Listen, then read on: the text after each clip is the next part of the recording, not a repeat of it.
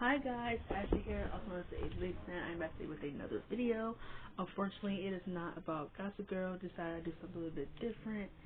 So I decided to do my top 10 couples with the best chemistry on TV that I have seen.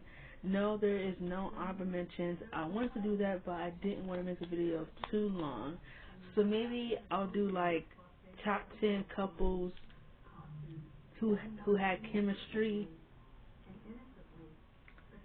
I don't know, like, maybe I'll do like a top 10 honorable mentions couple list. Maybe I'll do that for y'all because I do have couples who did have chemistry that just, they had the chemistry, but they weren't worth the top 10.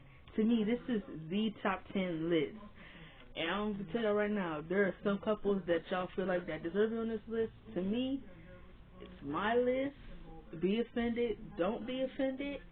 This is my list. So these are couples to me that I feel like whenever I watch the show back, that they do it for me. That they just always do it for me, and like I just love their chemistry. Their chemistry moves me. It keeps me at a stillness. I literally can't. I can't with their chemistry. Not in a bad way, but like I can't believe how fucking amazing the chemistry was between these 10 couples. So that's do the top 10 list. Let's get into it, shall we? Coming in number 10 for me as one of the couples with the best chemistry, Amy and Ricky from The Secret Life of the American Teenager. I absolutely loved Amy and Ricky together. Out of everybody on that show that was a pairing, Amy and Ricky had the best chemistry. Shailene and Darren had the best chemistry. I absolutely love the Amy and Ricky love story. Other people might say it took us way too long to get there. Honestly, 3 seasons is not that bad to get there. To me, they were building them up from the very beginning.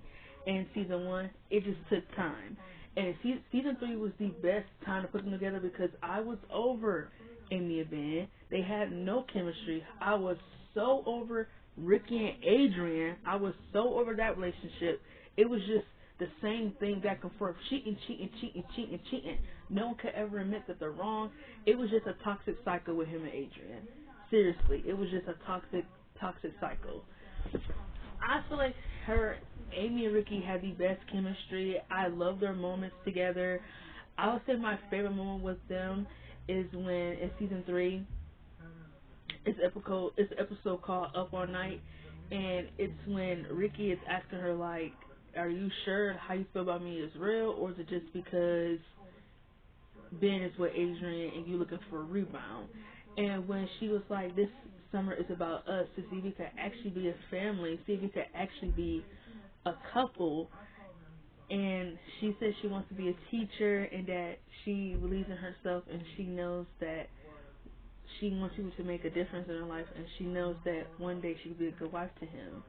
Like, I love that scene between her and Ricky. They have like good scenes. I like to see when they first had sex together, when they laid down together after everything with Adrian. Like, I love that scene. Like, her and Ricky are so cute together. Like, I absolutely love them together. And the writers to this day will rot in hell for not making them end up together. Season 5 ruined the relationship for me. Like, they barely had any good moments together in season 5 because it was just so much fighting. It was so much fighting, so much secrecy. I didn't like it. I didn't like the writing for the relationship in season 5. But to me, in seasons like, if we talk about relationship wise, I love them in seasons 3 and 4. Absolutely love them. The proposal,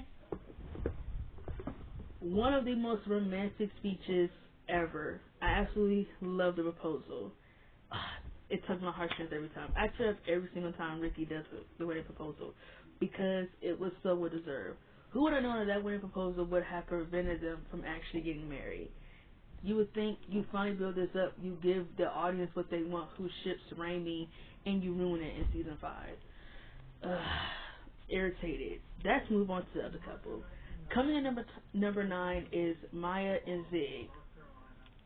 I can feel the hate. I can feel the torches and everything. I could feel it.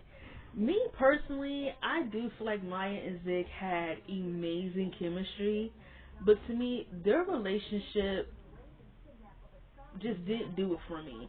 I feel like the chemistry did it for me, but I feel like I wanted to see more with them, and I feel like the writers got really lazy once they got together because they spent literally seasons 11 through 14 building them up. Like, that's a long time. Like, that's 11, 12, 13, and 14. They spent 4 seasons trying to build up Maya and Zig. And it's like, when they got together, it was like, finally! And then Next Class ruined it for me. Next Class ruined the relationship for me, and like, it was embarrassing. Like, you spent 4 seasons trying to get these two together, and you ruin it? It's like,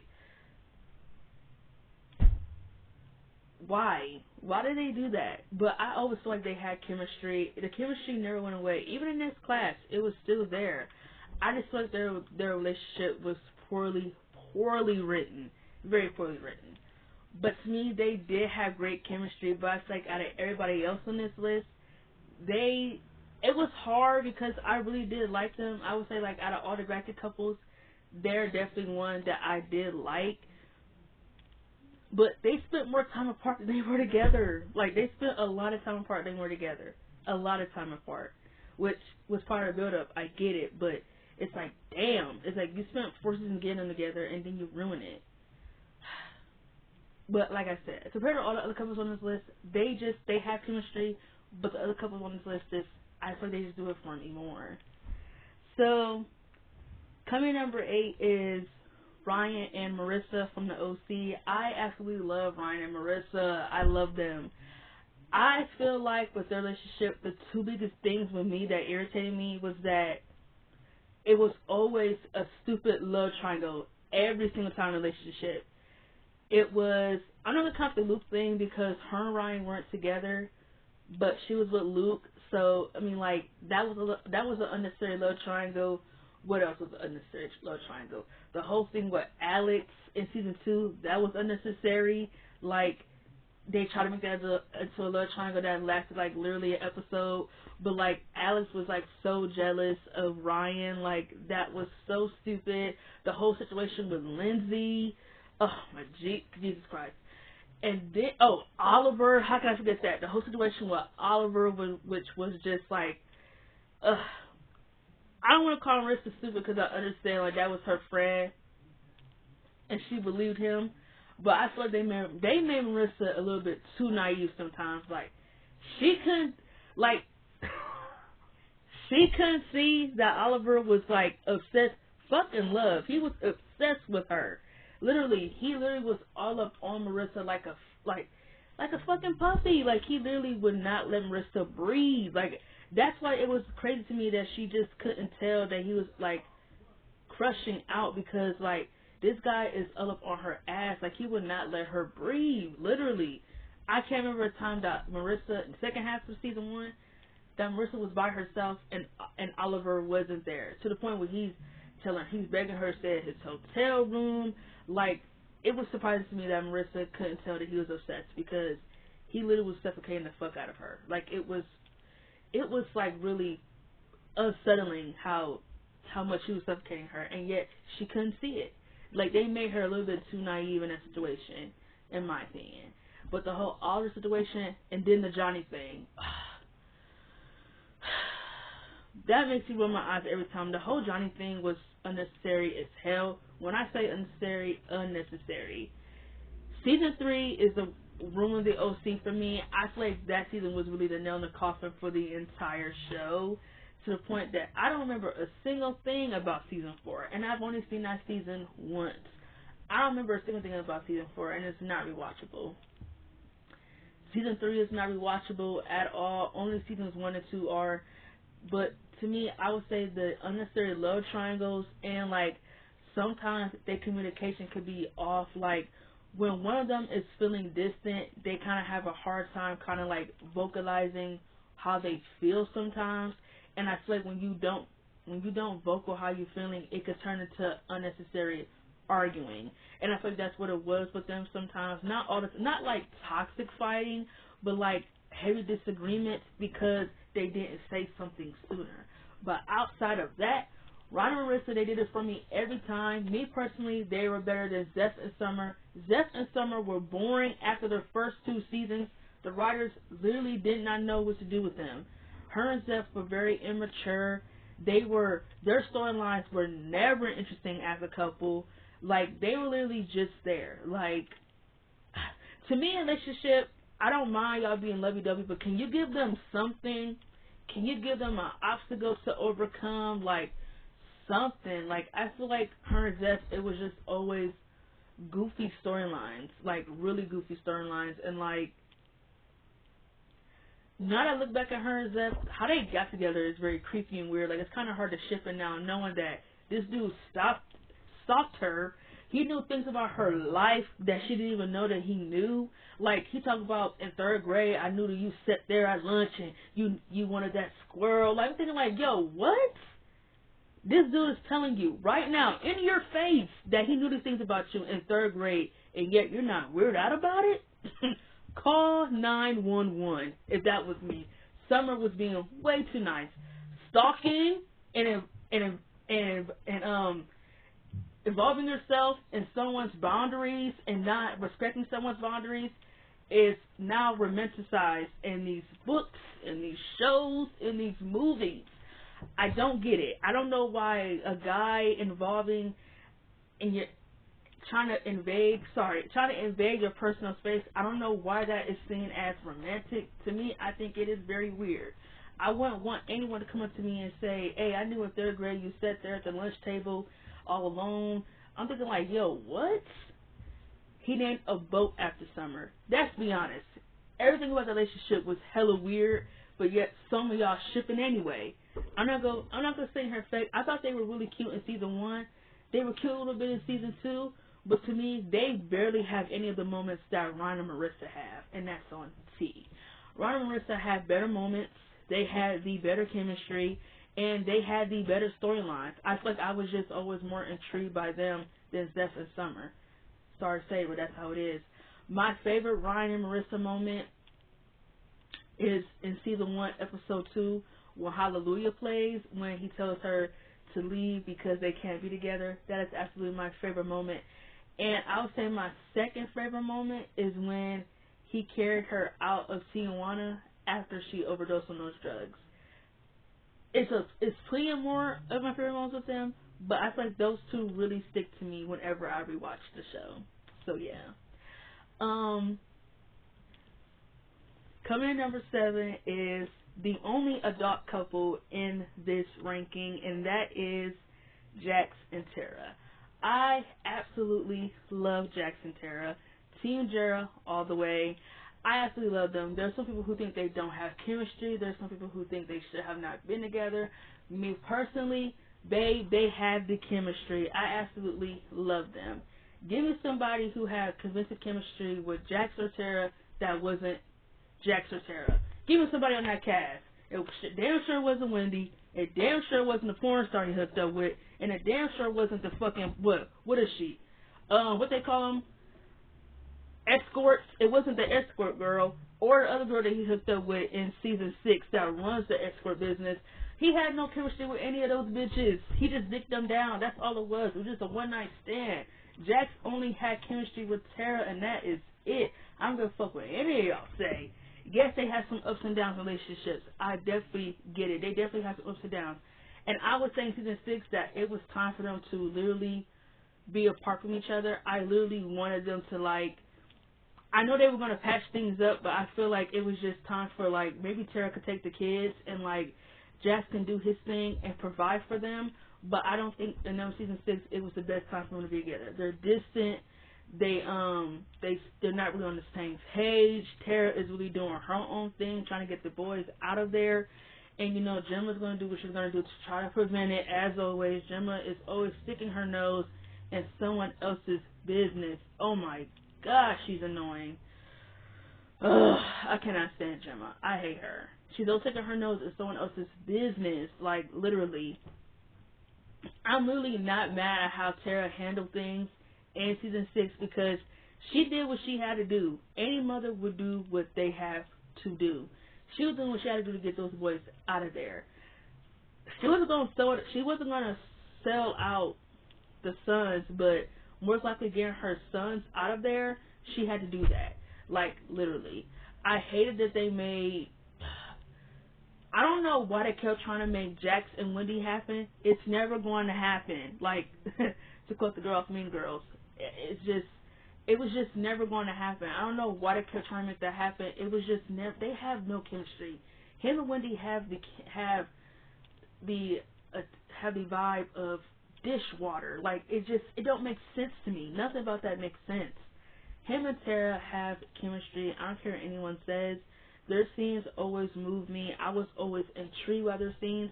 To me, I feel like their love story was like the biggest important thing on that show outside of everything. Their love story was the most important thing. How it was going to end, what was going to happen, period. Their love story was the most important thing to me. And when Tara died, it crushed me till to this day. I can't watch her death scene without crying my eyes out. Because a part of you was invested in a love story, whether you want to admit it or not. You were invested in it. You wanted to see how it was going to end, what was going to happen. You knew you were invested. So don't try to sit here and tell me you weren't. It sucks how things turned out. I wish things could have been different for them. But I feel like killing off Tara was going to be a big character change for Jax, and it ended up being that for him. So you know what? I'm still mad at how they did things, but I understand what they were doing from a writing aspect. But to me, I love Jax and Tara. I would say my favorite moment with them is probably the wedding proposal in season 4 in episode 1. I absolutely loved it. I thought it was a very creative wedding proposal, and it's one of my favorite scenes with them, honestly, when Jax proposes. I would say my other favorite scene is in season 3, episode 1, and it's when she said we don't know who we are until we meet the person that we want to be with. We're just better human beings when we find that person. I absolutely love that scene between them because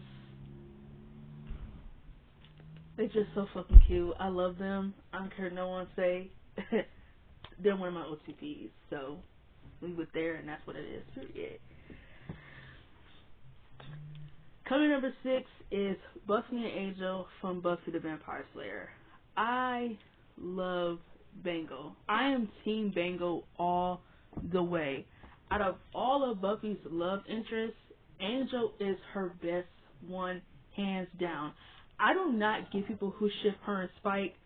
To me, that whole relationship with Spike, from what I remember, very weird. Spike tried to force himself on her. He tried to rape her. And people ship that. Why would anybody get with someone who tried to do that? Why would that make me romantically interested in you? That made no sense. Still to this day, them writing Buffy to be romantically interested in Spike makes no sense to me after he tried to do that to her. That made no sense. Like, I literally don't get that. Like, I don't get it. I wonder if Sarah, one day if she makes a podcast about Buffy, that she could talk about why they were trying to make her and Spike happen. Because to me, I just never saw the chemistry between her and James. Like, I just never saw, like, I don't know why people were so obsessed with them. To me, I think it was just about a physical connection. I mean, Buffy used him anyway, had time for sex and as an escape. So that too, why would I want Spike to be with somebody who's just using him for her own way to escape her depression? Like, why would I want to be with someone like that? And that's the thing too. I feel like that can be like a double standard. Like, if a man did that, he would be called a player. But when Buffy was doing that to Spike, no one called her out for it. Like, I'm like, Buffy is my girl. I love me some Buffy Summers. But to me, using anybody for any way to escape your demons, your feelings, is not right. Like, that's not a love story. I disagree with, I think his name was the Colt boyfriend, like you said. He said this, to quote him, I don't understand people who ship her and Spike. That is not a love story. That is toxicity. Spike got a robot made of Buffy so he could have sex with it. Yo, that's weird. That's like one of those sex mannequins. Like, that's weird. Why would I want to be a guy like that who made a robot out of me so he could have sex with it? Would that make you romantically interested in a guy if he did that? Can you imagine if he got a mannequin of you and he got a mannequin, that he can do things with?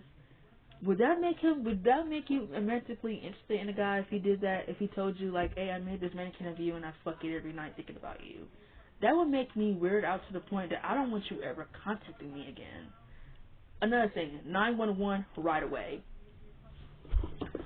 Didn't mean to go on a side rant, but I just feel like I don't understand people who ship her and Spike. Like, I never understood it. And still now at 21, I don't get it. But back to her and Angel. For 3 seasons, her and Angel had an epic love story. And some of the stuff that we saw on the Angel TV show, great. Her and Daniel, Sarah and David Bardes have amazing chemistry. I was convinced every single time they had a scene together. Every time they had a scene. It absolutely broke my heart that Angel had to leave and go to Los Angeles to stay away from Buffy because he didn't want to get in the middle of her having a normal life. And like she said, normal? I'll always be the Slayer. I will never have a normal life. Ever. Like she told her mom, it never ends. I wish I could be upstairs in my room talking about boys or even studying, but I have to save the world. All that stress put on a 16-year-old girl. Oh my. Buffy is such a great character. Such a great character. She has to save the world. I feel like it just makes more sense for her to be with Angel because, like, he understands that part of her that no one ever will understand, her being the Slayer. But I could also understand that Angel needs to let her go because she's the light and he's the dark, but not in a way that's, like, bad, but, like, this is a time where they didn't have daylight rings, like in the Vampire Diaries. He had no daylight ring. He can't make love to Buffy because when they made love, it made him turn evil. Like, it was just like their love just has so many things against it. They can't make love. He can't see her until after dark. He can't see her during the day. Like he told her, you deserve something more than this freak show. And it made her upset for him to say that because, like, she don't understand how he could say something like that. It's not that he see it that way. It's just that the more we're in a relationship, the more you're going to want more. You are. If I was in a relationship with a guy like Angel, Angel is such a great guy. He has a great heart, a great soul, great morals. I don't care. I think a lot of people say he kind of was like bland a little bit in Buffy and then he was better in Angel. Man, I don't give a fuck about that. Angel is a great guy. He got head on his shoulders. We ain't got enough angels out here in the world. I wish guys could be more like Angel. Considerate, a gentleman, gentle for God's sake. Damn. Everybody got to be filled up with all this trauma inside of them. It's like, get therapy, bro. Like, don't come to nobody with all that stuff you got going through, that you've been through, and try to dump it all on them. I hate to say dump, but that's literally what some people be trying to do. Like, people literally get into relationships and try to dump all the stuff they've been through in their life onto that person to make them feel suffocated. You're not going to do that with me. If you want to be with me, you better have a good head on your shoulders. I'm not telling you to be perfect, but don't be doing all that. Don't be on that extra shit. Like, do not be on that extra shit because I won't stand for it. I'll leave you faster than motherfucking Sonic in the dust. I'll leave you faster than that. Don't play games.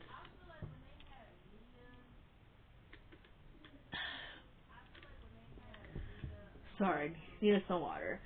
But me personally, I absolutely love Angel Buffy. For the moments that we got to see them in seasons 1, 2, and 3, I absolutely love them. To me, their best moments are definitely in season 2. Now, I was like, the only negative thing I have to say about them is that their build-up was kind of aight. Their build-up was decent. And I think the reason for that was because season 1 only had 13 episodes. And I think that's why Josh gave them a lot more to work with in season 2. And I feel like their best moments are in season 2 and 3. I love them in season 2 and 3. Bro, my favorite Mango moment it's their first time together. You could drop a pin on that scene, and that chemistry will still be the same. Literally, the chemistry in that scene between Sarah and David. Stop it. Stop it. I love that scene. When they confess they love each other. That is my favorite Angel and Buffy scene. I absolutely love that scene. That scene kind of tears me up a little bit because it's so beautiful. It's so beautifully written. It's so beautifully acted. And it's so convincing. Like, you believe in this love story. And that's what I loved about these couples on these lists, is that you were convinced in these love stories. It just sucks that they couldn't end up together. I really wish things were different. And the Angel crossover episode, when she went over there and Angel was like a human for a day, and then he had to go back to being a vampire because they needed him for a mission. Oh my God, the scene when she said, I'll never forget that entire scene between Sarah and David. They did that. Sarah and David did that. Stop playing with me. They did that. Angel and Buffy is the best ship on Buffy the Vampire Slayer. I don't care what nobody say. They are the best relationship on that show. To me, they made the Buffy the Vampire Slayer to me. I love them. I was so convinced in that love story. I love them. And if you watch this channel, I got edits with them. So I got edits and a whole fucking playlist dedicated to them. So go check it out. Angel and Buffy together. I mean, forever. Sorry, forever. I love them. Sarah and David had really, really great chemistry, and you can't sit here and tell me otherwise. So stop it. The Buffy shippers, I don't get y'all. Coming in at motherfucking 5 is Stefan and Elena. I love Stelena with all my heart. I don't understand why they were not the ones who ended up together. I don't understand why the writers were so fucking obsessed with Elena. Like, that relationship just didn't work after season 4. Like, it really didn't work. And everything about their build-up in season 4 was so poorly written. It was kind of like, I think, to me, that's where, like, the Elena fans gave up. But then, when she chose Damon in the end, they kind of just came back to the Elena side. But the whole Cyberbond thing and, like, Damon using it against his will to have her do stuff for him, gross. That's very, very, very gross. Her having her fucking humanity off, and, like, it was just stupid. Everything about it was stupid. Me, personally, I hate season 4 with a passion. With something that I'll get into when I talk about Vampire Diaries. But me, I love Selena. I was so convinced in her love story through seasons 1 through 4. I feel like the best season of Selena is definitely, to me, season 1. I love season 1. To me, those are where a lot of my favorite moments are with them. My favorite Selena moment of all time will always be the first time they made love. Isn't that convenient that both of the vampire shows, my favorite scenes are when they have love? They make love to each other. Selena, I feel like Paul and Nina have very convincing chemistry, which is something I can't say about a lot of the couples on Vampire Diaries. I mean, Nina and Ian had great chemistry too in like seasons 1 and 2 and 3. It was convincing, but I think a lot of that had to do with the fact that Nina and Ian were dating. And you can see that right after they broke up, the writers were really struggling in seasons 4 and 5 and 6 to keep that chemistry the way, to have that chemistry feel the same like it was in the first 3 seasons. You could tell they were struggling because it had a lot to do with them dating. Duh, that's why the chemistry was so good, because they were dating. I always thought that Paul and Nina were dating, but they weren't. They have very, very great chemistry. Like, Selena scenes never failed. Even after they broke up, they still had great chemistry.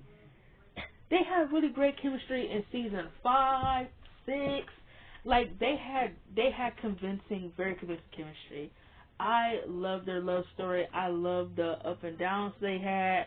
I loved every time they had to go back to each other. The get backs were always great.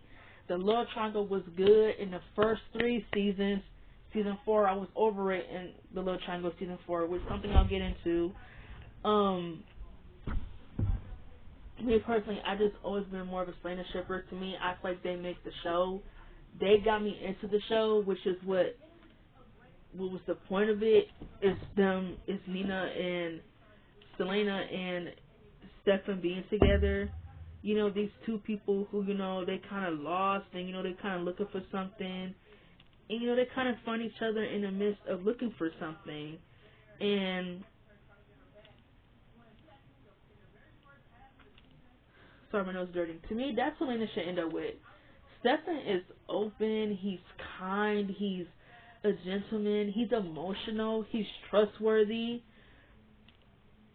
he's not irrational, he's not a rapist.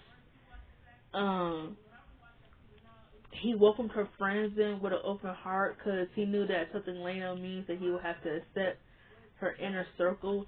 He never hurt anybody in her inner circle at all, not on purpose, never. Actually, now think about it, he never hurt anybody in her inner circle, not like how Damon did. Damon has tortured Jeremy, he has tortured Matt, he has tortured Vicky, he killed Tyler, he's tortured Bonnie, like, and Elena ended up with him. She ended up with somebody who hurt half of her friends and her family. I ain't about to get into that. I can't even get into it. It don't make sense to me how Elena could be with someone like Damon. Like, that literally don't make no sense to me. No sense. Like, at least Buffy knew she had to use Spike. Not saying that's right, but, like, at least she knew how to play the game with him. But the writers had Elena just act, I don't even want to say stupid because, like, that's insulting, but it's like they had Elena forget everything Damon did when she became, like, obsessed with him. Like, literally, her character trait was about Damon. What's gonna make him happy? What's gonna make him mad? Da-da-da-da-da, Damon. Da-da-da-da-da, Damon. Da-da-da-da-da, Damon. And Damon, his whole personality was Elena. Elena this, Elena that. Elena can fix me. Elena's gonna stop me from doing this. Elena's gonna stop me from doing that. I don't have a world without Elena. I don't know what to do without Elena. Literally, he don't know what to do with himself when Elena's not there. He's pathetic. Child. I'm never spend too much time on this because I gotta get to my top 4 right now. But I want to say that in closing to Steph and Elena is that I love them. I think they should have been in game. They deserved it a lot more. And the way that they were done in season 4 really hurt me. Their breakup scene to this day will forever hurt me and piss me off because I feel like when they broke up, that's when the show died. I don't care how dramatic people might think that might sound. To me, that is when the show died for me. I just like with her and Stefan, it was just more genuine. It was just more convincing. I believed in that relationship a hell lot more than I believed her and Damon. I just didn't believe in that relationship. I was never a Elena shipper, and I'm still not to this day at 21. I got into Vampire Diaries when I was 13. Yeah, because I was in 8th grade, so yeah, I was 13. 13, I didn't ship her and Damon, and at 21, I still don't ship her and Damon. So you can tell my mind has not changed. I don't care how much good chemistry you have. Damon did way too much shit to Elena and the people around her for that relationship to be convincing. Period. But her and Stefan have the superior chemistry, the superior moments, and they should have been in game. And they had a superior chemistry, if I didn't say that. Coming in number 4 is Drew and Bianca. I love Drew and Bianca. I feel like out of that Next Generation, like seasons 10 through 14, to me, I feel like Drew and Bianca were the best couple in seasons 10 through 14. Their build-up was kind of in season 10, but to me, I feel like their relationship really started for me really in seasons like 12. I mean, not 12. 11 through 12 is where their relationship for me really started. I absolutely love Drew and Bianca. I loved every single thing about the relationship. The ups, the downs, the get backs, the love triangle, all of it.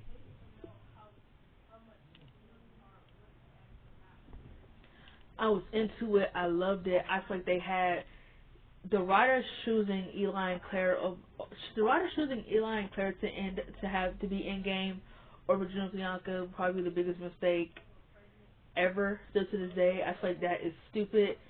Drew and Bianca had a superior relationship. They had a superior chemistry. They had a superior moments. And they were always trying to make each other better. It wasn't the same back and forth bullshit like it was with Eli Claire. That shit got so boring. It's like the writers could not write anything else for them besides who's going to interfere in the relationship next. Like, it got so irritating. And, like, they didn't really have that much chemistry. Like, their chemistry was aight, but, like, it was nowhere near Drew and Bianca type chemistry. Like, that shit was convincing to me. Like, I actually believed in their love story.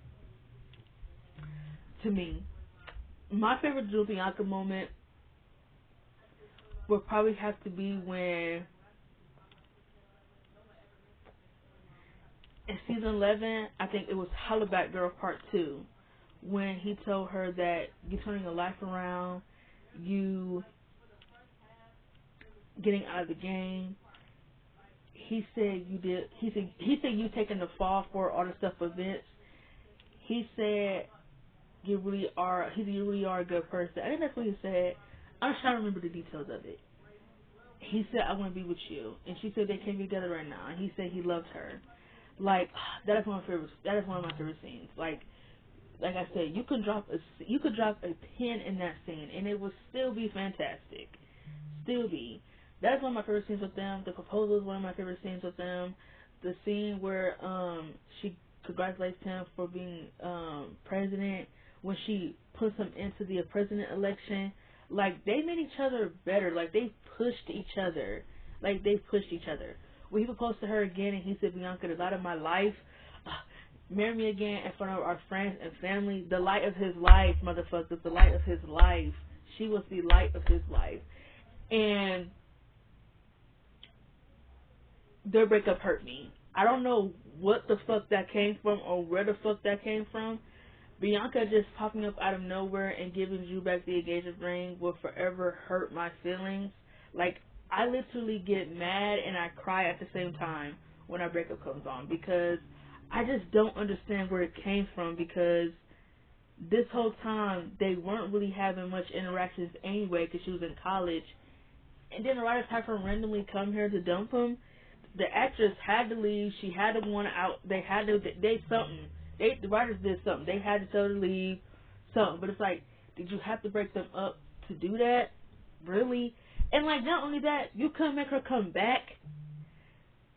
After Drew and Bianca broke up, the writers ruined all of the character development that they did for Drew. Literally, turning him from a stupid jock to a school body president. They literally forgot about all of that and just made him a stupid jock again. No, they made him a stupid student body president. Fuck that. He wasn't a jock. They made him a stupid student body president. He gets involved with a 15-year-old girl. He gets Claire pregnant, for God's sakes. And he dates fucking Becky, his dead brother's ex-girlfriend. Talk about character development. Talk about it. What they did to Drew was criminal. I don't know what the fuck. I think the actor name was Luke. What the fuck did he do to them? Why did he do that to Drew? Still to this day, I don't understand. Drew is one of my favorite characters. And they did that to him. I just don't get it. To me, him and Bianca, they pushed each other. They tried to make each other better. And, like, for them to just completely break up out of nowhere is still dumb and heartbreaking to this day. But to me, I feel like they had a superior chemistry and the superior moments and the superior storylines out of Eli and Claire. Eli and Claire, it was just the same thing over and over again, and it got boring and it got very tiring. And they got way too much screen time, and that shit got hella annoying. Coming in at number 3 is a half couple, because I literally only had 10 slots and I didn't know where to put this couple, so they deserve to be in the top 3 because that's where they belong. The first couple in the top 3 is Shawn and Emma.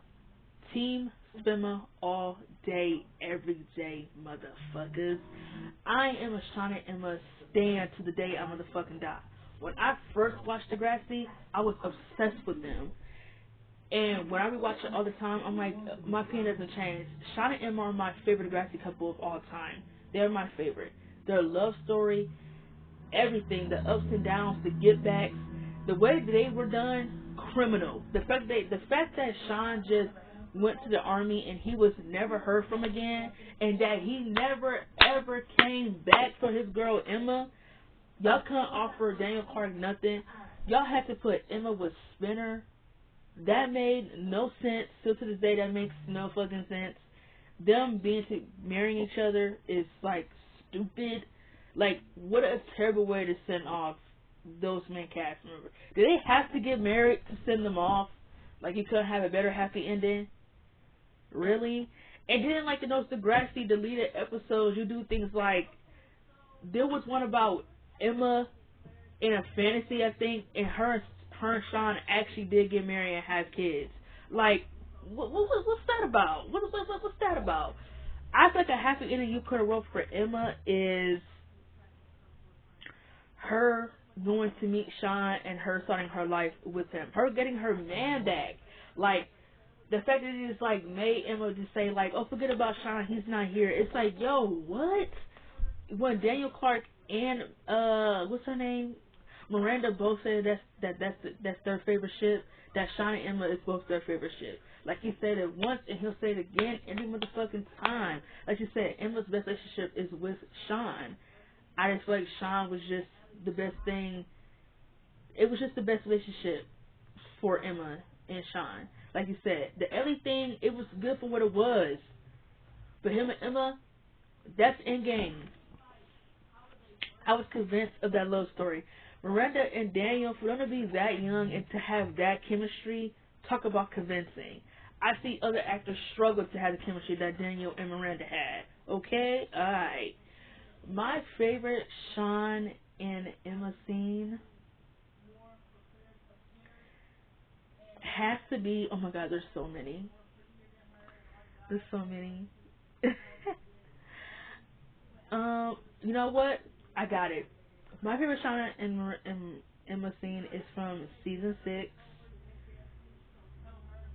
when he came back when he was going to leave. After him and Emma had that fight, and she said you hit a wall for you to behind. Like she said, the moment you find I'm not perfect, you just run away. And that was always Sean's problem. He was always running away. Sean was very impulsive. He was always running away. You know, he never really had to deal with issues. No one has ever challenged him to deal with his issues. You can't keep running away from your problems. Every time you get angry, you can't just run away. Your problems are still going to be there. And that's what I love about the relationship. They pushed each other. They made each other better. They always called each other out. That's what you do in a relationship. You don't just sweep things underneath the rug. You call each other out. Like she said, you just hit a wall behind you and yourself to hide behind.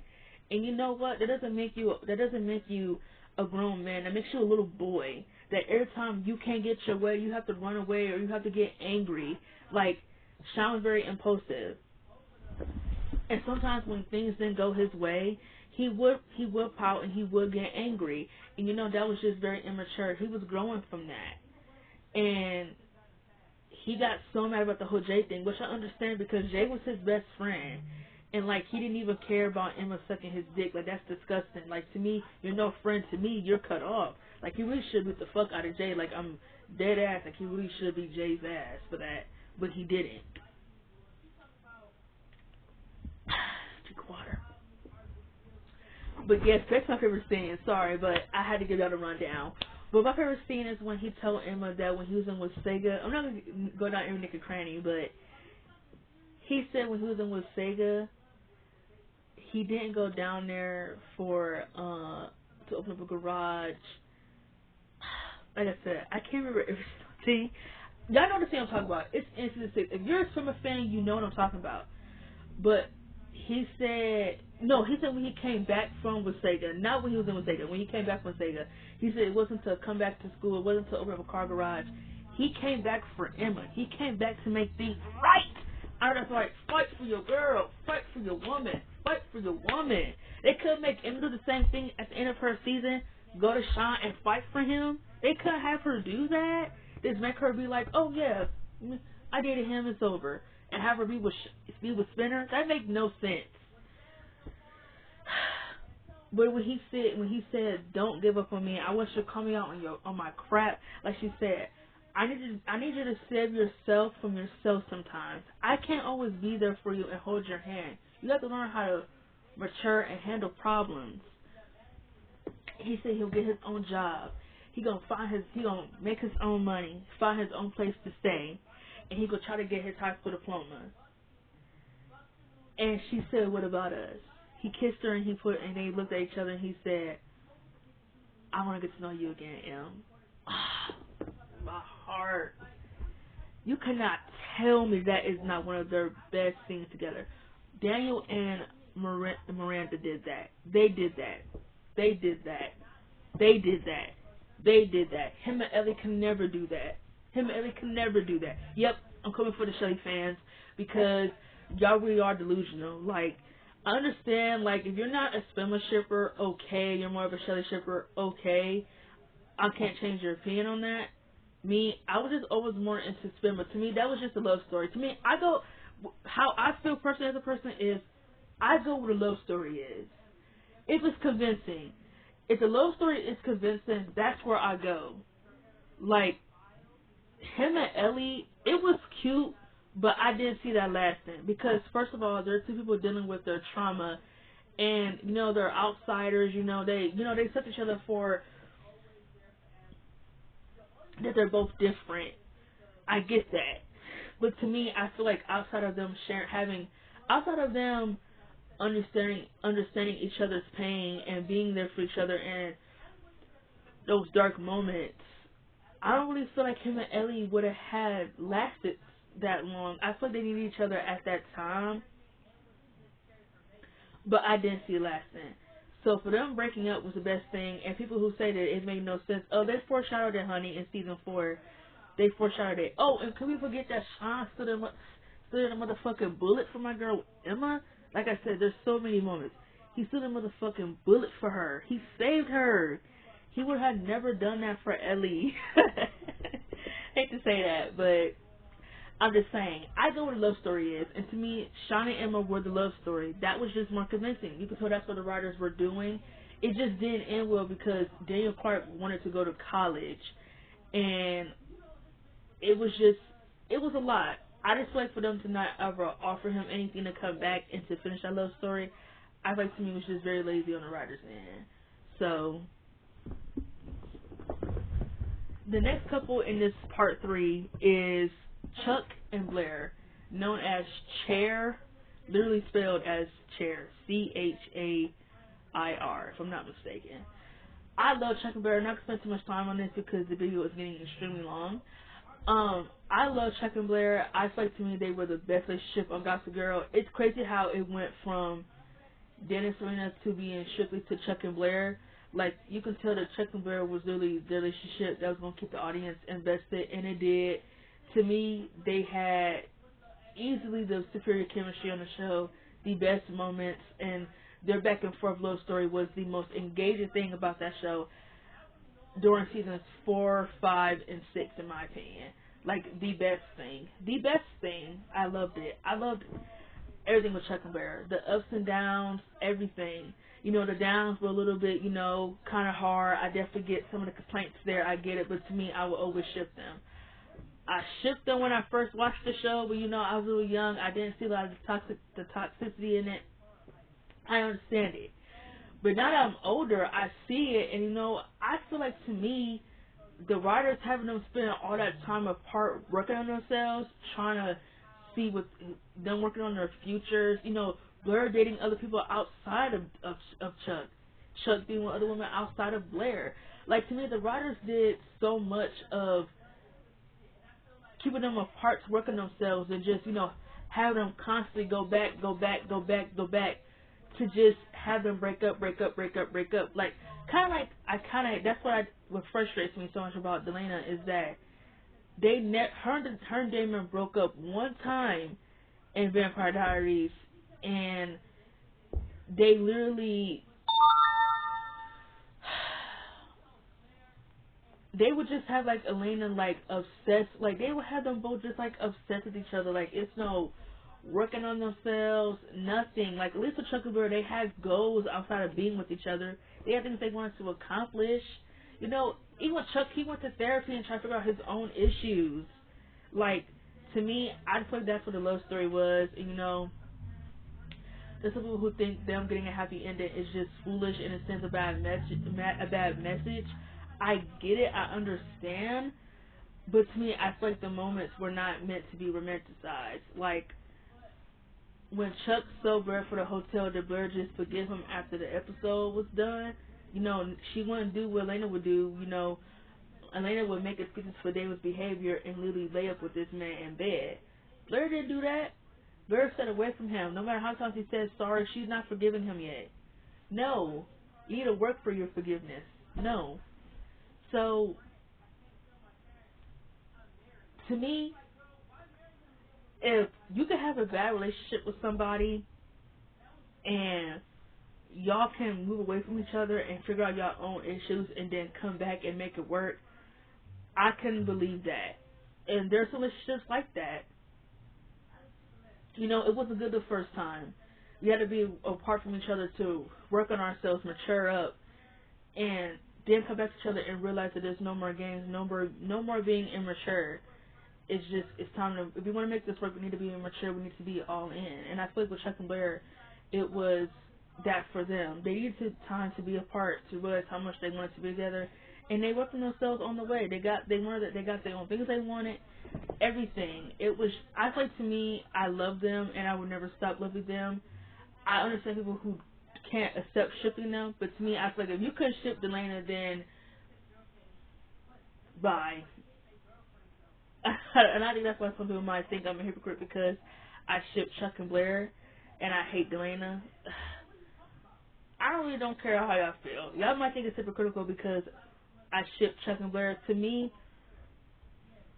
the relationship is not as toxic as people try to make it seem.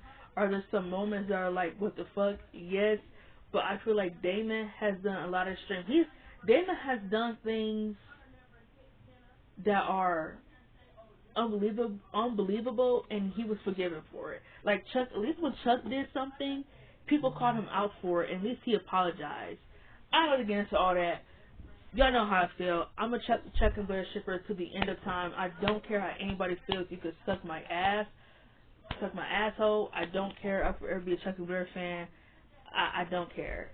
My favorite Chuck and Blair scene, oh my god, because for 6 seasons they gave me some very, very great scenes. Wow.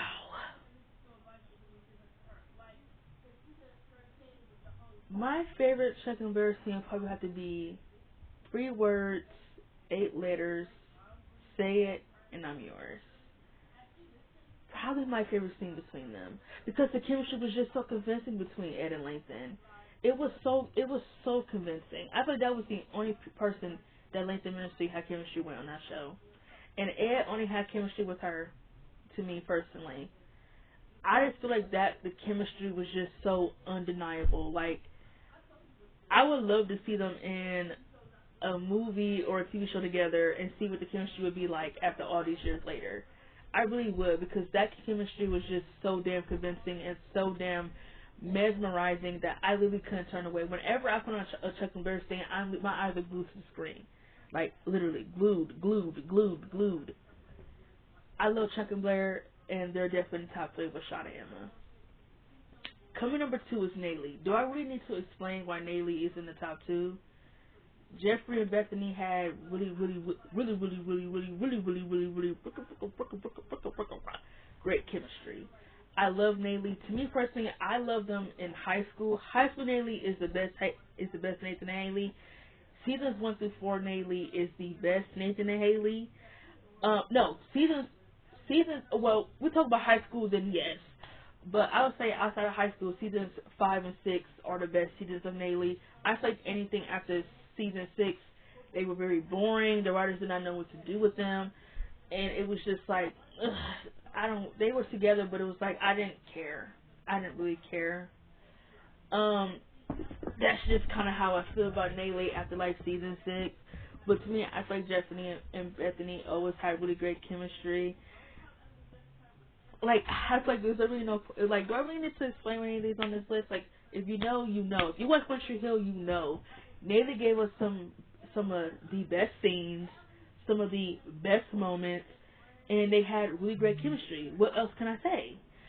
My favorite Nelly moment. God damn, that is hard because they have so many good scenes. I don't want to spend too much time here thinking about it. So, one of my favorite. I'm gonna go with an underrated moment for y'all. My favorite Navy moment that is underrated. I'll go with an underrated scene here because I feel like there's some underrated scenes between them that no one puts credit on. My favorite two underrated Navy scenes is when Nathan came to take her to the hospital after he was there to visit Lucas. I think that scene is very underrated. I don't think no one talked about it. And it was crazy because my sister was the one who mentioned it. She said that she thinks that scene is very underrated. I'm thinking like I agree. Like no one talks about how Nathan went there and was like, hey, I'll take you to him. Like I thought that was really romantic of him to do that. My other favorite second favorite scene with him that's underrated is when he gave her the flower in season 3. He said the roots are still there. They just need time to grow, and they hug. Underrated. I love that scene between them. I absolutely love it. But I would say my favorite scene with them is probably the wedding in season 3. I feel like the wedding speeches were romantic, and it was just so damn convincing. Like they literally made you think that Bethany and Jeffrey were married in real life. Like that chemistry was so convincing, so convincing. Coming at number 1 to me as my favorite couple with the best chemistry of all time, yes, I'm going there, is Lucas and Peyton. Hello, who else? Team Lathan. Come on, Lucas and Peyton. To me, Lucas and Peyton and Nayli were the first two couples that I saw on TV, like teen drama wise. And to me, I feel like Lucas and Peyton have to be on this list. Chad and Hillary had magnetic chemistry, like literally. To me, Lathan made One Tree Hill for me, and when they left, the show was just never the same. When Lucas and Peyton left, when Chad and Hillary left, it just wasn't the same anymore. To me, like I said, do I really need to explain why they're on this list? I'm not gonna spend too much time on it. They had superior chemistry. They had great chemistry. All of their scenes were convincing as hell. The love story, amazing. I love their love story. They have easily one of the best love stories known to man. One of the best love stories. My favorite Lathan scene is definitely when season 4, when he said, "It's you. It's always been you. You're the one I want standing next to me when my dreams come true." Come on, come on, come on. That's my favorite Lathan scene. I was over him and Brooke. That relationship does nothing but stress me out. To me, I love Lathan. They are my favorite relationship. They're my favorite couple, I would say. I would say like all relationships, they're my favorite couple because I was just so drawn to them. The chemistry, the love story, everything. Like it really drew me in. So yes, they're number 1 on this top 10 list. Deal with it. But that has been the list. The video was very long, but had to be made. The Rufus and Liddy video is coming. Have a good Christmas, guys, and have a good Happy New Year, and I'll see you guys next time.